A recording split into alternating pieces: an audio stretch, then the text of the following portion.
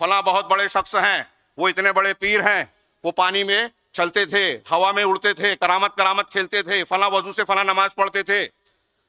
تو اس کا تقاضا یہ ہے کہ اب اللہ کے رسول صلی اللہ علیہ وسلم کے بجائے یہ کوئی بات کہیں تو مان لو، یہ جو حلال کہیں حلال، حرام کہیں حرام، ان کی باتوں میں ہم سر جھکا دیں.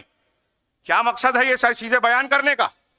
ہندوستان اور پاکستان میں شرک اور بدعت کی ساری دکانیں ایسے ہی شخصیت پرستی اور ان کے تعلق سے جھوٹی سچی حکایتوں کی بنیاد پر ٹکی ہوئی ہے.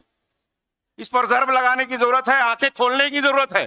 اول تو یہ جھوٹی روایتیں اور حکایتیں ہیں، اور اگر صحیح بھی ہوں تو دنیا کا کوئی بھی انسان فتویٰ دے دے، بڑے بڑے علماء کسی بھی مسلک کا، کہ کیا کوئی پیر، کوئی فقیر، کوئی شخص، کوئی عالم، کوئی امام جناب محمد رسول اللہ صلی اللہ علیہ وسلم کا مقام، محسن انسانیت کا مقام پا سکتا ہے کیا؟ ہاں کسی نے کہا تو اس کا ایمان ہی چلا جائے گا. تو نبی کریم صلی اللہ علیہ وسلم جب کہہ رہے ہیں، اس وقت بھی ہدایت اور گمراہی کی بنیادیں بیان کر رہے ہیں. نبی کریم صلی اللہ علیہ وسلم کا ایک ارشاد ہے کہ ترکتکم علی المحجۃ البیضاء، میں نے تم کو بالکل صاف شفاف روشن شاہراہ پر چھوڑا ہے. لیلھا کنہارھا، اس کی راتیں بھی دن کی طرح روشن ہیں. لا یزیغ عنہا الا ہالک، اس سے وہی بھٹکے گا، اس سے وہی شخص بہکے گا، بھٹکے گا جو ہلاکت جس کا مقدر ہے، ہلاک ہونے والا ہے. عرباض ابن ساریہ رضی اللہ تعالیٰ عنہ کی حدیث آپ نے بہت مرتبہ سنی. اللہ کے رسول نے خطبہ دیا، آنکھیں اشکبار ہو گئیں اور لوگ جو ہے دل دہل گئے. ہاں تو آپ سے کہا گیا کہ ایسا لگتا ہے کہ یہ رخصتی واعظ و نصیحت ہے، اللہ کے رسول ہم کو وصیت کیجئے. تو آپ نے کہا، الفاظ کے فرق ساتھ ابن ابی عاصم کی روایت میں ہے کہ اللہ کے رسول صلی اللہ علیہ وسلم نے فرمایا کہ قد ترکتکم علی البیضاء لیلھا کنہارھا، میں نے تم کو روشن اور صاف ستھری شاہراہ پر چھوڑا ہے جس کی راتیں بھی دن کی طرح روشن ہیں. یہ اس میں ان لوگوں کا جواب ہے، منہ توڑ جواب، جو کہتے ہیں کہ قرآن حدیث سمجھ میں نہیں آتی، حق اور باطل سمجھ میں نہیں آتا، کس کی مانے، یہ عالم ایسی بات کہتا ہے، وہ ایسی کرتا ہے، اس کی بھی صحیح لگتی ہے، اس کی بھی صحیح. اگر آپ ایمانداری سے تحقیق کریں گے، سچائی کو معلوم کرنا چاہیں گے، تو نبی کریم صلی اللہ علیہ وسلم کا یہ فرمان آپ کو کی بنیاد پر میں کہہ رہا ہوں کہ بالکل شفاف طریقے سے آپ کو صحیح دین سمجھ میں آ جائے گا. اس لیے کہ اس کی راتیں بھی دن کی طرح روشن ہے. اللہ کے رسول کے اس فرمان کا معنی کیا ہے؟ شریعت میں کوئی اغماس، کوئی الجھن، کوئی ہیج پیچ الجھن نہیں ہے.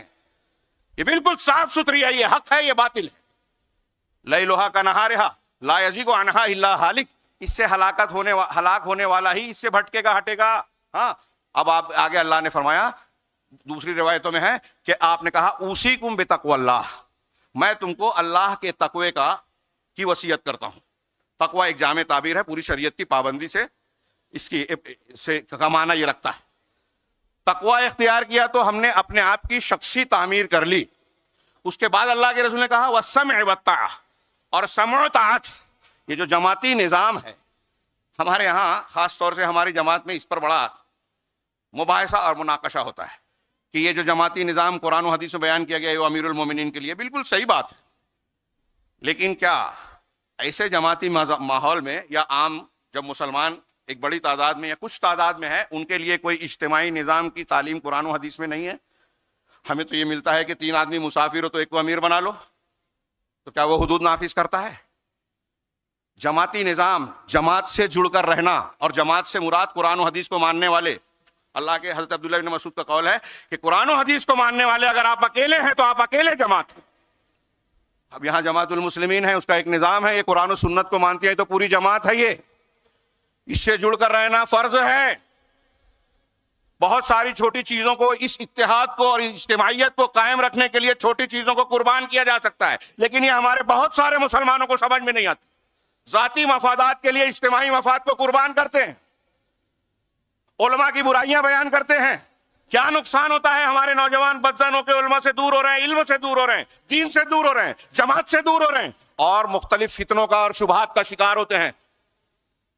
مسلم نوجوانوں کے لیے جو مختلف مقامات پر جال لگائے گئے ہیں دنیا کے اعداء اسلام کی طرف سے، وہ ہمارے اندر بھی ہیں، باہر بھی ہیں. منکرین حدیث ہیں، صحابہ کے دشمن ہیں، روافض ہیں، جہمیت زدہ لوگ ہیں، اقلیت پسند معتزلی ہیں، آج کے دور کے شکار کر رہے ہیں ہمارے نوجوانوں کا. ہدایت کی بنیادیں واضح ہونے کے باوجود جماعت سے الگ ہو جانے، علماء سے دور ہو جانے کا نتیجہ ہوتا ہے کہ گمراہیوں میں جا پڑتے ہیں اور سمجھتے ہیں کہ ہم دین کا کام کر رہے ہیں، اسلام پسند ہے، دین کے لیے قربانیاں دے رہے ہیں.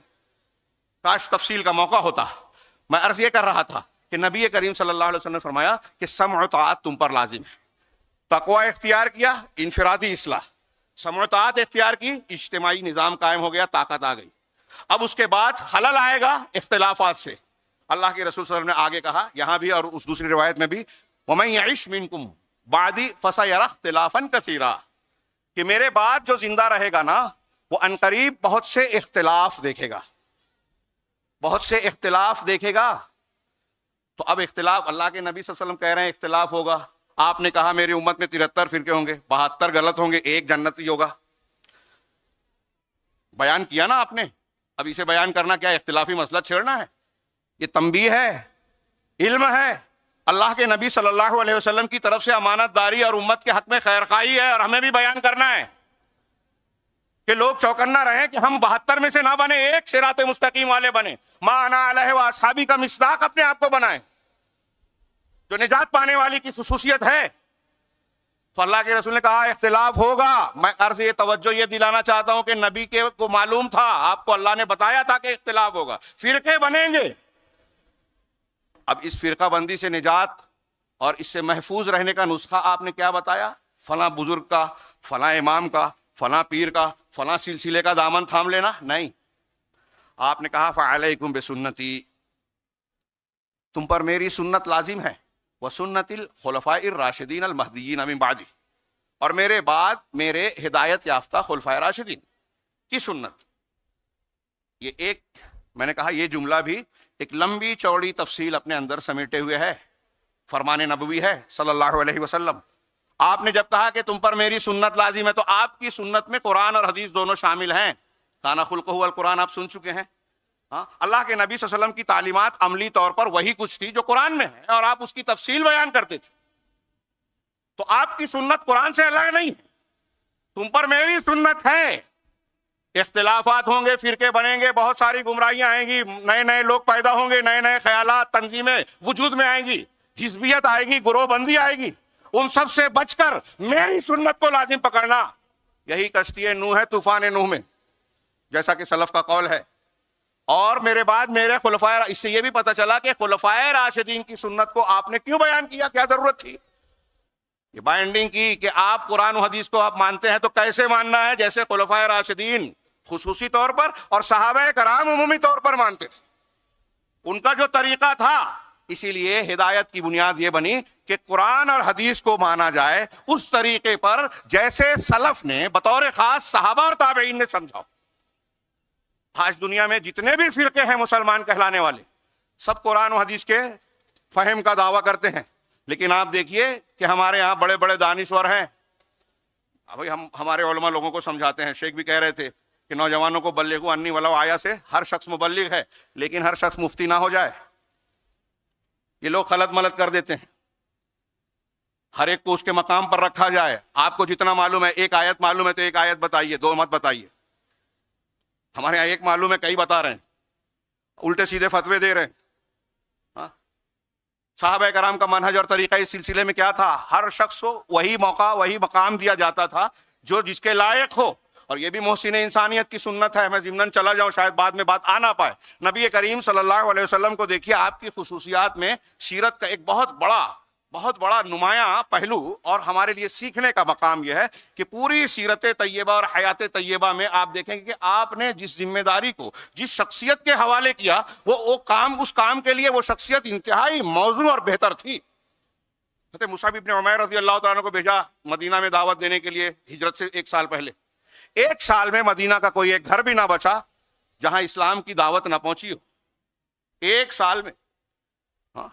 اللہ کے نبی صلی اللہ علیہ وسلم نے جن لوگوں کو بادشاہوں کا ایلچی اور نمائندہ، بادشاہوں کے پاس ایلچی نمائندہ بنا کر بھیجا، حاتب بن بلتا کے بارے میں بادشاہ نے کیا کہا تھا کہ حکیم جاء من حکیم، یہ حکمت والا آدمی، ذہین آدمی، جو انتہائی ذہین آدمی کے پاس سے نمائندہ بن کر آیا ہے. آپ نے دعوت و تبلیغ کے لیے ہر کسی کو نہیں بھیجا، علماء صحابہ کا انتخاب کرتے تھے. دیکھیے یمن بھیجا، کہاں کن لوگوں کو؟ حضرت ابو موسیٰ اشعری رضی اللہ تعالیٰ عنہ، حضرت علی رضی اللہ تعالیٰ عنہ، حضرت معاذ بن جبل رضی اللہ تعالیٰ عنہ. علماء صحابہ ہیں. دعوت و تبلیغ سیدھا لوگوں کا کام ہے. کوئی معاملہ آتا تھا تو آپ اہل علم اور اہل فضل کو بلا کر مشورہ کرتے. ابو بکر صدیق اور عمر فاروق کو سب سے اونچا مقام دیتے کہ علمی اعتبار سے، تقوی اور پرہیزگاری کے اعتبار سے، ایمانی اعتبار سے سب سے اونچے. یہ ہم کو لحاظ کرنا پڑے گا. یہ اللہ کے محسن انسانیت کی تعلیم کا حصہ ہے. سیدنا ابو بکر صدیق کے زمانے میں بھی دیکھیے کہ وہ کوئی مسئلہ پیش آتا، اہل علم سے مشورہ کرتے، ان سے سوال جواب کرتے، ان سے علم کے تعلق سے سوال کرتے، قرآن و حدیث کے معنی اور مفہوم میں غور و فکر کرتے مل جل کر. حضرت عمر فاروق مجلس کے آپ بٹھاتے. آپ وہ واقعہ بار بار سنتے ہیں کہ بزرگوں کی مجلس میں، علماء کی مجلس میں حضرت ابن عباس کو بلاتے تھے. کچھ لوگوں کو اعتراض ہوا، آپ کو محسوس ہوا تو اس کا ازالہ کرنے کے لیے ایک دن مجلس میں سوال کیا حضرت ابن عباس سے، اذا جاء نصر اللہ کی پوری سورہ پڑھی، اس کا کیا معنی ہے؟ اور ان کے جوابوں کے بعد بتایا مقصود یہ ثابت کرنا تھا کہ اللہ کے نبی صلی اللہ علیہ وسلم کی دعا کی برکت سے حضرت ابن عباس کم عمری کے باوجود علم میں قرآن